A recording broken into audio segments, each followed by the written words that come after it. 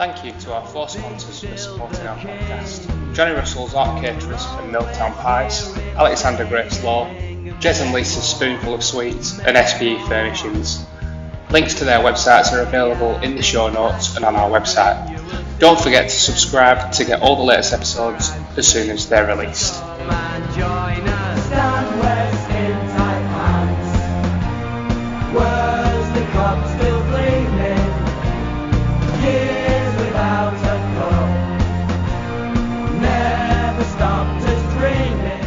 But, you know, I didn't think we were, you know, it was by any means, you know, the way the season had gone that we were out of it. So it was just a case of, you know, get back in. Charlie's in. Let's get another partnership. Let's try and, you know, work it around again. I mean, just to step in a little bit, you know, when you were talking about 230 not being, you know, like a massive score. Obviously, we've won 4 Worsley Cups now. Yeah.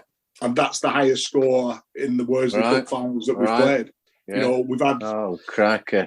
You know, we've batted first and got 180 against Church and won. We've batted second against Burnley when they've got 160. And we've just crept over the line.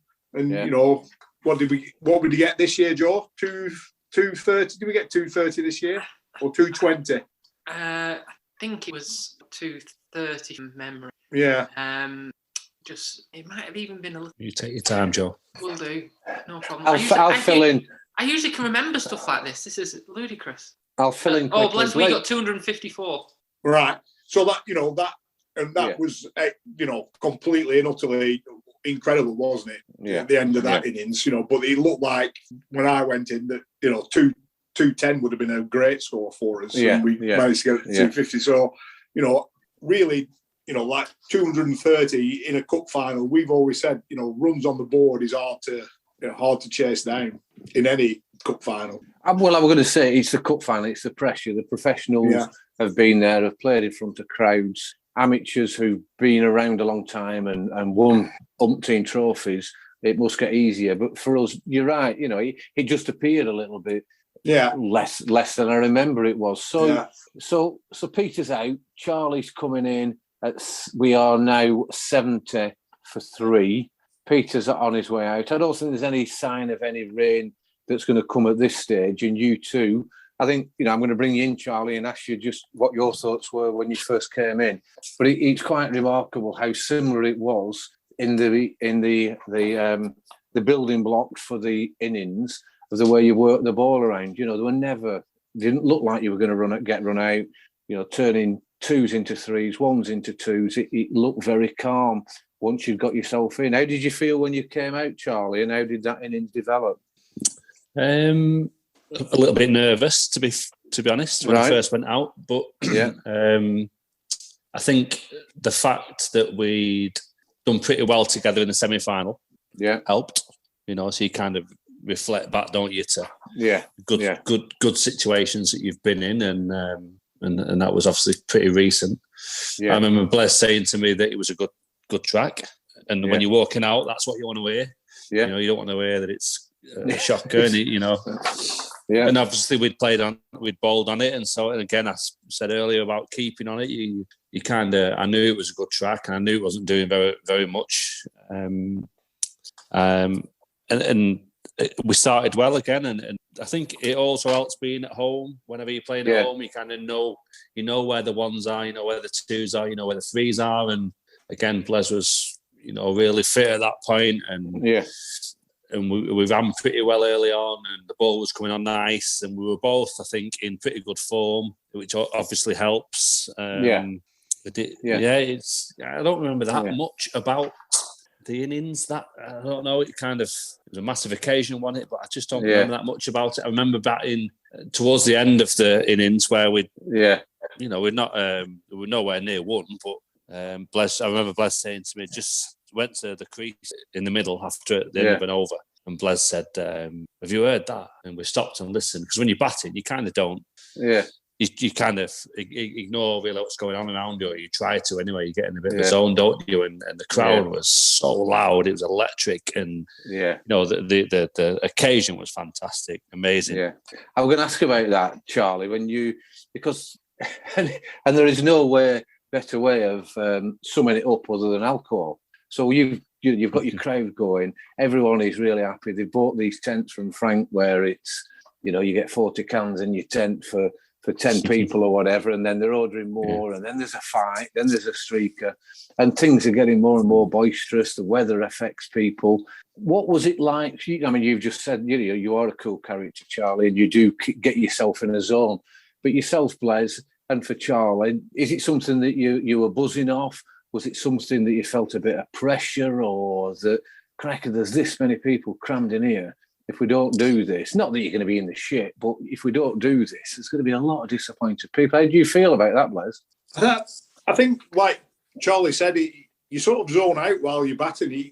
It's strange that you switch on, switch off, between balls, but at the end of the over, you sort of listen to it a little bit. But whilst you're actually concentrating, and you couldn't really hear the crowd, and Peter's played in front of bigger crowds than we've played in front of in test matches, and when you're concentrating, you can't hear the crowd. It's one of those things that it's slightly surreal that all of this stuff's going on, but for that 10 seconds that somebody's running in, you just do not hear you could hear a pin drop in your own mind. I mean, that's interesting. I'll come on to a few points of what happened with Haslingden and what happened with the crowd and other things. Peter, I mean, I've not asked this question before or anything. Is that right? You're played in front of tens of thousands of people in test matches all over the world. Is that the same for a pro as it is for an amateur? Yeah, I think so. As Blez said, you just don't. It's probably they call it, you can call it the zone or being in the zone, whatever you want to call it. That's sort of what you're talking about, really. Like I said, you're not at the time. You just don't really realise what's going on around you. And that's just because I guess your level of focus is is so fine. And any batsman will tell you when you are in that zone, so to speak. That's when the game slows down. It seems easy because your concentration levels are just at a real high. So and that's probably the key. Whether it's no matter what level you're playing at, it's can you shut out all those distractions. And play like there's no one watching and it's just in the backyard. When you're really relaxed and can you can you put away those thoughts, which is shit, if I get out here, we might lose, and that's all these people are going to go home disappointed, or whatever it might be. It's the same feeling whether it's an international game or a Worsley Cup final. Because at the time it is you do think it's life and death basically. And it is, and it's so interesting that the mind can do that when for the right people getting in the right place. I mean, I was going to talk through, Gary. I'll bring you in here. I was going to talk through as the game's progressed and alcohol and sun has kicked in. Can you remember some of the incidents when Haslingden were batting? And there was certainly a lot of gamesmanship going on, and what your thoughts were, because you'd have been halfway down your fourth log of shandy there. Yeah, probably about that. Maybe third. Don't know. I think there's a bit of a fracas and a bit of verbals with Mickingham, I think, down by scorebox. That got a bit tasty. I think we wanted the sponsors' tents. Obviously, the streaker were another moment. I don't know. I mean, it's we'd never seen anything like it, have we, down at Lowerhouse? Not just the game itself, but just the occasion and that. And it just you do soak it all up as much as we were having a good time ourselves in our tent. And I think just going back to the partnership, Blez and Charlie, it's at the time I don't remember thinking, oh well, that's it. We've lost three top order batsmen for not so much, and we still got to get 230, and it's dark and all that sort of thing. Obviously, because of the semi-final and one or two other times, and Charlie and Blez were having good seasons. You look back in hindsight, and I don't know why we're ever. You're not surprised, are you? Blez speaks for himself, and then Charlie always had that cool temperament. Whenever he's at the crease, you don't think that anything's out of control or I remember his debut against Accrington when he was 15, and it weren't that he got a lot of runs, but Granger were on a tasty wicket, and there were a few verbals flying around, and he just never lost his cool then. Right from that, and so not surprised really in retrospect.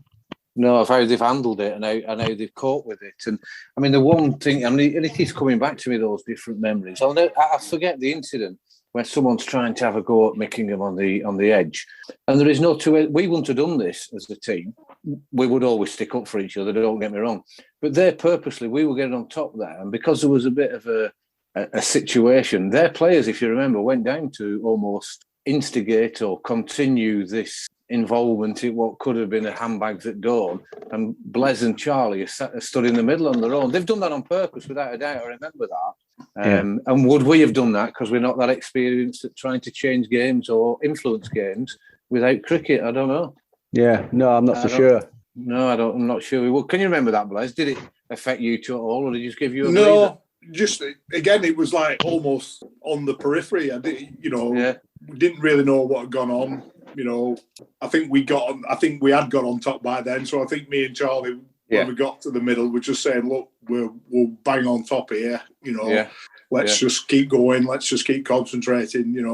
Let's wait till they're ready. Same with the streaker. It was hilarious, jumping over the stumps and stuff. And that, I think that's part of the time when we said, just have a look round. It's incredible what's here, because that was the first time you'd sort of like come out of yourself a little bit to have 10 minutes relaxing while he was spinning on his head in the middle of the square. That's right. Yeah, and you've used that to your advantage. You weren't looking then, Joe Martin, were you? No, I was selling CDs. Yeah, still selling CDs. Yeah, Dooch, for me and you in the dressing room. Again, you give me your version of it, but I remember at that stage I was pretty nervous, and not in bits, but I was not comfortable of us losing 2 or 3 wickets. I think when Charlie got out, I wasn't comfortable of losing 2 or 3 wickets, then having to all pad up and everything. I just stood outside permanently. What were you doing at that stage when we were looking like we were on top? Same. I was just buzzing around the changing room, really nervous energy, and I was nervous big time. And it came to the time when I had to get my pads on. And I do remember feeling, very nervous. I can't really remember being nervous too many times in my cricket career, but I definitely were nervous that day. Definitely. Yeah, it was. I think we all were in there because we knew we were so close and doing so well. So back to you two guys. Yeah, so we've got, you two have put 150 on. You've run them ragged. There's been different incidents in the ground. It's become cloudy. It's clear there's going to be some sort of rain or some sort of problem which might make the umpires take us off. And I'm sorry to have to put you through this, but what was it like then? You've got out, you've been caught. I can't remember where you were caught. Catterall caught you off-deered, and then you're walking off the pitch. How did you feel then? I was gutted. I bet. I remember going off for rain. We went off for rain for a little bit, didn't we? Oh, yeah. So we went off whilst you two were still in, didn't we? Yeah. Pretty confident then. I distinctly remember Andy McLeod walking past, and he was obviously going home. He went, make sure you finish it off. And then we went back out, and I think I got out pretty soon after that. Dasher were bowling, and it was pretty dark, to be fair. He bowled a short, wide one that I absolutely nailed. Yeah. To point. And I thought, when I hit it, I thought it's gone for 6. But then Catterall came around, decent catch. I was absolutely devastated, to be honest, because how many runs did we need from then? We'll need a 14 at that stage. 14, but I just, in my mind at that point, me and Blez were going to win the game, Because you had balls to spare as well, Charlie. And I don't want to bring up bad memories about this, and because obviously you'd celebrate as much as the rest of us. And it is a shame that happened, but you've still got 150 partnership in a final, which is still the record of the biggest gate ever that's been there. So it's a fantastic effort from you two. And you've gone, and you look at it now, it's a piece of piss. We still had, 22 balls left in any event after we'd won it, after you'd got out. But it must have been devastating for you. And it certainly put the shits up me and me and Dooch and a few others. I was massively confident that obviously the team that went at that year in that game, I was still confident we were going to win. I was just gutted that I'd not seen it through. I still thought we were going to win, Jez. Yeah. No, that's good. That's good. You're disappointed that you're having to get someone else to go out there and put up with that pressure. We've done this before, Blez, because you've been on the previous 2004. Fantastic occasion. Your nephew comes out and you win the game, and the rest is history. Has been chaired off the field. You've talked us through all that, Blez. That's fantastic. I'll come back to you in a minute, Blez, just to gather your thoughts if there's anything else you've gone there. How were you feeling then, Peter, about, you're obviously ecstatic and you're so pleased to see all these lads who've played so long for the club. Was that, is that something that's still in your memory and still something that you do treasure? Yeah, absolutely. I think my main memories, as we got closer to knocking off the runs, I guess I'm not sure if this was the same for everyone else, but it was sort of like, well, I just hope that we can finish the game tonight because there was a bit of talk that we were going to have to come back tomorrow at 5 o'clock or whatever it was and finish the game. And when you think about the whole day, the whole occasion, sort of what it meant to the Lowerhouse club, that would have been that would have been a pretty awful way to have to finish the game. And plus there probably would have been a riot. There probably would have been a riot at the ground that night if they called it off and umpires had come off and said we're coming back. So not often you give credit to the umpires, but they obviously sort of read the mood of the crowd and thought, well, we'll just stay out there. And like I said, I still remember how dark it was. Like the ball was being bowled those last couple of overs, and you couldn't even see it. No, and you'd hear the bat on ball, and then and then you'd wonder where the ball which fielder was moving, and and I just remember at the end, obviously the scenes of the crowd rung on and. Amazing. From that point on, bit of a blur, but just amazing to see how much joy there was. Yeah, and you're right what you say about the umpires there, and Chris, I'm sure you'd say the same because Dearden was, he was clearly, and the rest of the Haslingden players just wanted to spoil the party, which we've no problem with. I'm sure we wouldn't have been much different. But he started bowling bouncers at you, Blez, that, to try and get the game called off. But all you were doing, we were flicking him with an open bat over third man. What were your memories around that? And did you ever feel that you weren't going to be able to see it and potentially might get hit? How did you feel about that? I think, we know from playing T20s in the dark, it's probably the best place to play in the dark is actually batting because you've got the side screens. You're watching it straight from the bowlers, and so it's, if anything, it's probably the easiest place to be in a dark game. As long as you can pick it up out of his hand, it's fine. So by that time there was no issue batting for me and Charlie. It might have been harder work for somebody to come in. If we'd have needed 20, 30 towards the end, it might have been, very tough. But needing tens with 6 wickets left, I think it was pretty much sorted for us. Yeah, and also if you'd have got out not long after Charlie, and we would have needed that, extra. What was it, Joe? 14, and then and maybe Ben gets out and Ben bowls, we're all running around the dressing room. It does get a bit frantic then, doesn't it? And the umpire, if the umpires are weak and Mecca's, at that stage, we'd probably have said, no, we'll come back tomorrow. But as it turns out, it all worked out very well. So that, we've got to that point, the presentation's there, and as you say, the rest is history. Gary fell asleep in the gazebo along with quite a few other fans. Remember Ray Clegg off his head on various, what was that big instrument he had? Didgeridoo. Yeah, he had a didgeridoo that I think someone had put some wacky in. So he was off his tits for all night. Can you remember anything, Joe, from Joe Martin, from when the game had finished and when you got yourself, we were all celebrating and you're a young kid watching us? I spent the majority of that time with Corey, I think. Right. I can remember when it rained, he ran on to help with the covers. We were 10, right. But I wouldn't go on. I was too scared to go on because I didn't think we were allowed. Right. I also think he poured a can of Carling over my head when we won. That's typical cause, isn't it? Yeah. I was very little, so I apart from that, I don't think I was in the crowd much. After that, there was a lot of people, and I wouldn't have been able to see anything. I can't see anything now in a crowd. So no. So Blez, we'll wrap this up shortly. We'll just go around the whole guess around it. There's photos everywhere, whether it's in social media, in the press. That photo of you being chaired off the ground, you look a little bit shell-shocked in the photographs we see. Have you any memory around that, around getting off the field there, and how proud you must have felt? Yeah, I just wanted to get off, really. I had Kez, Dirks and Tilly sort of lifting me up, and they're not the most trustworthy, so I was right. You didn't want to fall. Quite happy to get off as quick as possible, really. Yeah. But I've said it before. It's just like, when we were talking about, how would you wish your final to go? That's your dream scenario, isn't it? It's what you. Yeah.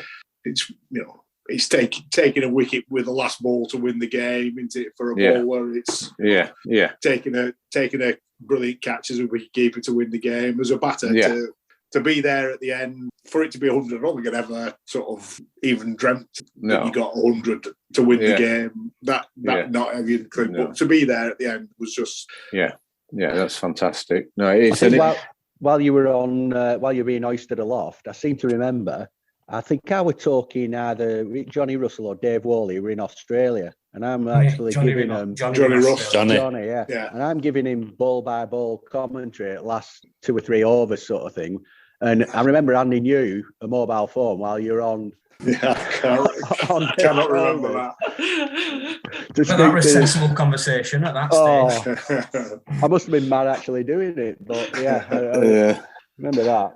And them days it'd cost you about 150 quid, wouldn't it? On your pay as you go throw on my Nokia brick. Yeah, exactly.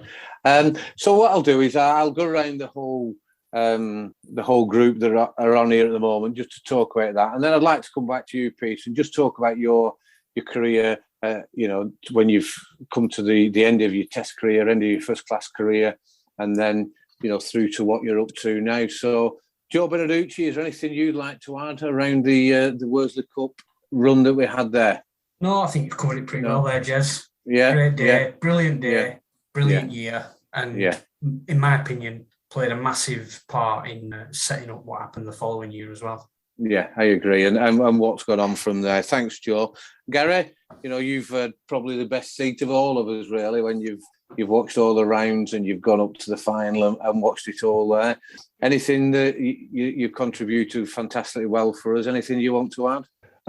No, just brilliant. I mean, like I said earlier on, I'm moving a lot of furniture around at the moment and came across all the merch that the club made thousands out of afterwards as well. Oil paintings and all the framed signed scorecards and match day tickets and things like that. So obviously not just the memories of the day, but the memorabilia afterwards as well.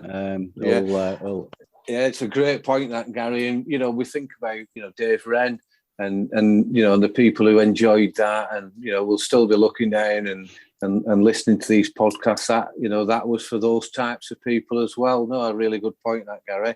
Little Joe Martin, you were still toddling around with Carlin dripping off your ears. Anything you want to add? No, it was just fantastic to get the insight from the players and Gary from that day. So it was brilliant. Tremendous. Brilliant. Thanks very much, Joe. Peter, back to you then. Just your final thoughts around that day in August 2004, and then what you went back to New Zealand playing good cricket, still continuing to play Test match and one-day cricket. You retired, I think we said, did you say 2006 you finished Test cricket, the last Test match? 2014. 2014. 2014. I finished all up playing first class cricket about 2017. I mean, just on the whole, I guess the game, the final, the season. I think I sort of mentioned it before, but I think I think, and you guys would probably know this better than me, but I sort of feel like obviously aside from it being the first Worsley Cup title, I think probably the reason it's so special was because a couple of local lads were the ones that put together the big partnership. And I know it's a team game, and everyone else contributed throughout the season and throughout the cup run and through that game. But yeah, because it was two local guys who sort of were, did the bulk of the work and had that special partnership. That's probably why it's even more special for people like yourselves who are sort of dyed in the wool Lowerhouse people. That's right. And that's the beauty of, I guess the beauty of club sport and club cricket, is that it's actually about the people that make up the club. And like I said, always got really, really fond memories of that season. Just the banter that we had in the change room, and you'd walk in the changing room, on a Saturday or Sunday morning, and you'd sort of walk in there, and you just didn't matter who you were, you just wait for it, and sure enough, within about 5 seconds, someone would be having a crack at you, no matter who it was. And, you just have to wait for the next guy to walk in so that he could bear the brunt of all the. He'd go the next one. Yeah, no, it's perfectly right, and it was such a pleasure having you there, Peter, and you experiencing the first trophy that we've got, and the career that you've had, and it's such a pleasure to play with you. And then you've gone on from there. You've continued. Where I've got the 2006 from, you were the highest New Zealand scorer in a series against Sri Lanka, weren't you? You got. Did you get a couple of hundreds against them? And I think after that series, I went on a New Zealand A tour of South Africa straight from the UK. I think I might have missed the last game or two of the season. Went over there, went on a tour of South Africa with New Zealand A and scored quite a few runs, and then sort of got picked for New Zealand sort of the next season. I remember came on, I did 2 tours of England, 2008, 2013. I think 2008 we played at Old Trafford and saw David Wren, and he sort of gave me a bit of a backhanded compliment. He sort of said, I was amazed when I saw your name in the New Zealand team. And oh, brilliant. I said, thanks, David. I sort of know. I know what you mean, but But like I said, it's special memories, and then like I said, to come back a couple of times and play in England, and unfortunately never managed to get back to Lowerhouse, but hopefully in the next few years at some stage when the world goes back to something approaching normal life. And next time I'm over in the UK, then I'll be sure to pop in. Like I said, nice to see some old faces and tell some stories, and sort of know that you're part of the 11 guys that that played in the first Worsley Cup win. First trophy, fantastic, Peter. That is fantastic that you've got those memories of us, and you won't recognise the place now. It's had a lick of paint, and the dressing rooms aren't like a hen hut anymore like they were when we played. These two lads on my top left screen have sorted all that out. So if you get yourself over there, and if any of us are over in New Zealand, I'm sure we'd look you up and Evan. So that really appreciate that. Anything else finally, lads, before I close this down? Any more comments? Just quickly want to ask, sorry, Jez. Right at the start, when you said that you were playing against England and Jimmy Anderson were giving you a lot of pain, did he reference the Burnley Lowerhouse thing? Not when he was sledging me, but I talked to him after the series where both teams ended up in the same bar, and he was. So I walked into the toilets, and I was standing there at the urinal, and he walks in after me, and there's just me and him standing there, and so he sort of stands next to you, and as you do when you're in the urinals, you sort of just give a bit of a nod, and there you go. But obviously you don't want to make eye contact or anything like that too much. No. But anyway, so he'd said some pretty, I guess, things that you'd probably say are probably crossing the line, but whatever, it's what happens in the heat of the battle. And I sort of said to him, I said, are we all right? And he said, what do you mean? I said, well, you came pretty hard at me, so I thought maybe I'd done something to, really offend you, or He said, no. He said, I apologise. He said, it's all, I got a bit carried away. I got a bit of white line fever, and he basically sort of completely apologised. And after that, I played him a few times after that, and he never said a bad word to me once. But we went and had a beer, and and he asked me. He said, "Oh yeah, you played at Lowerhouse," and he sort of talked about the rivalry and stuff. And I think I remember one of those games we played them in 2004. I think he came down to watch. So again, that's one of the beauties of club cricket, is that those rivalries, and I'm sure he's probably as much as Lowerhouse got that rivalry internally. I'm sure he's just equally as passionate about it. And but no, he like I said, he's mellowed a bit in the last few years, but fair to say he gave me a fair tongue lashing over the series. Yeah, cracky. I bet he didn't mention Nicky Orpington for 6, did he? Just have to get that in case he's listening. Brilliant, that. Thanks, Joe. Anyone else? Anything for Peter or for the listeners before we wind this up? Lindsay asked me, and she said, as far as like Peter had a very successful season, the club had a very successful season. Was there any discussion about returning, Peter? Did you have any? Good question. To be fair, I wasn't. I don't think the next season I wasn't planning on coming back to play anywhere in the UK. But I'd never had that conversation with anyone. And then I remember maybe about 2 or 3 weeks before I left. I remember Dave Wren sort of said, something along the lines of sort of, it's been great having you here, but obviously you're not wanting to come back next year, so we'll just sort of leave it at that. Which I don't, like I said, I never told him, but like I said, I think I played probably 6 or 7 years as an overseas.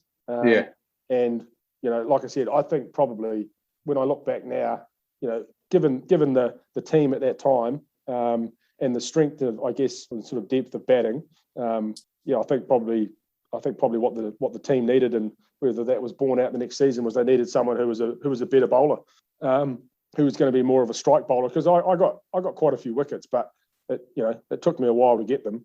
I had to bowl a lot of overs to get them. So, like I said, you need on that pitch with the batting depth of the team. I think a pro who was more of a strike bowler was definitely going to fit the bill a lot better, I would have thought.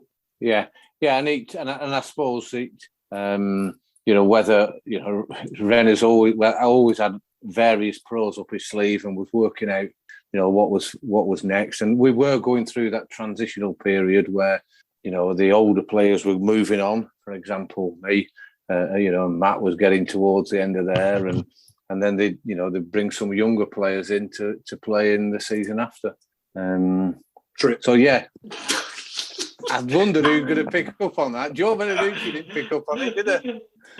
So, but we'll leave that to Dooch, whether how good a decision that was. So brilliant, that, lads. Anything else from Gary, Charlie? Charlie, I really appreciate you coming on.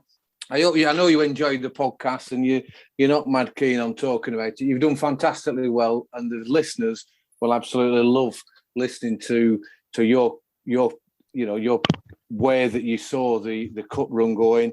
And the bottom line is, you can't get away from you're the most successful captain ever to captain Lowerhouse. So thanks so much for coming on, Charlie. If there's nothing else from anyone else, we'll close the podcast down. Thanks ever so much to the supporters who are listening to the podcast and are liking it and keep subscribing and passing on the word. We're getting thousands of listens to this now, and we seem to be soaring up whatever the podcast charts are. So thanks everyone for listening, and good night, and see you on the next one.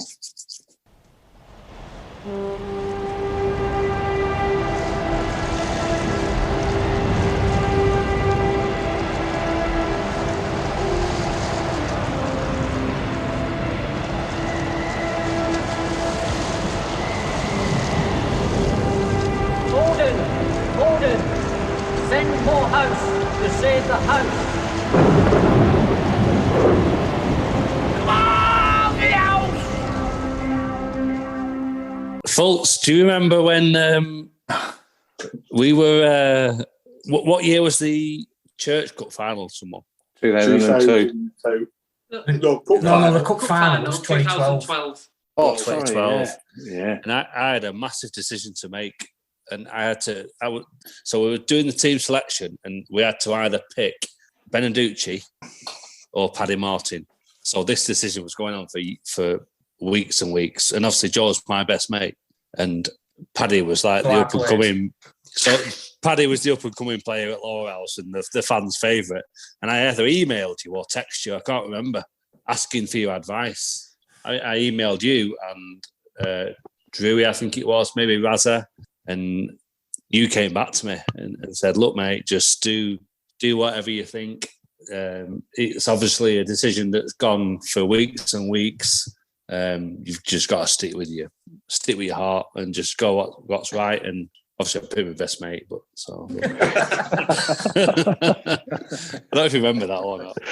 Oh, did you win? He's not bitter either. That's the important thing. We won, mate. Yeah. Oh, well, there you go. Then it's all's well that ends well, isn't it? That's Yeah, it's nice to see, though, mate. You would have never heard the end of it if you hadn't. So absolutely not. No. It's been a pleasure. It's been good. It's been good fun, Jez. Jez, thanks very much, Jeff. Having us on. Would this entice you to do one of your own? No. It will. We'll get him on, Joe. Joe, we will. We'll get him on. He's on the Christmas pod. Yeah, we'll get him on. Don't worry. Charlie's greatest run-outs by me. We could do a full episode on it. Hey, Blez, we could actually we could do your run-outs, Blez, actually, because you've run me out a few times as well. When I spiked you in your in your stomach. You play for 35 years, you're gonna have some run-outs. 35. Charlie, were you the game? We didn't talk about it. The game that I remembered it the other day. There was a game when the tie. I remember that. Yeah. Were you playing? Charlie must not have played. Frank was wicket keeping, wasn't he? Yeah, Charlie must not have played because Frank. He ran two guys out in the last over when they were trying to run a bye off the last ball or the second to last ball. Was it Cottam? Was Enfield? No, it was Enfield. At home.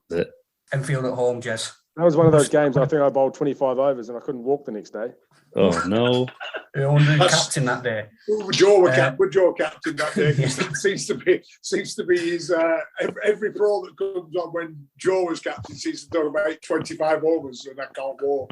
Well, that actually makes sense why that was the difference. That's why in the cup games when Matt was captain, everyone bowled 3 over spells, and when Joe was captain, it was 25. Yeah. I only captained about 3 games all year. But I think from memory, Jez didn't either that day, Blez, because I think it was after it was the cup final. So him and Matt, they fucked it off. They had enough. So if Fultz wanted to bowl 25 overs, you'd have been bowling. So obviously Fultz bowled 25 overs. Fultz, 25 overs, 7 for 65. Well bowled. Good lad. It was. Inspirational captaincy. 3 run-outs. 3 run-outs. We played Burnley the next day. And I think we batted first, thank God, and we got quite a big score. And then I bowled about 4 overs, and I said, "Oh no, I think it's going to spin. I think get the spinners on."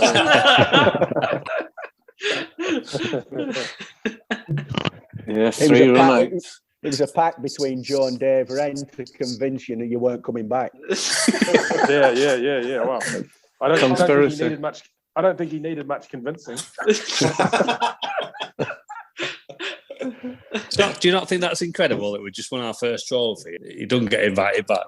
Blez, I asked you this in the middle of the week, didn't I? I had no idea. Just, obviously it's fine. Then we've already talked about the pros, haven't we? That it was just David's. I don't know. Yeah. Talked about it Gary. Just saying, did you have any input on who the pro was? Well, only after the fact of here's 3 names. What do you think about these? Yeah. Well, I want this one, so Yeah. Incredible. Brilliant.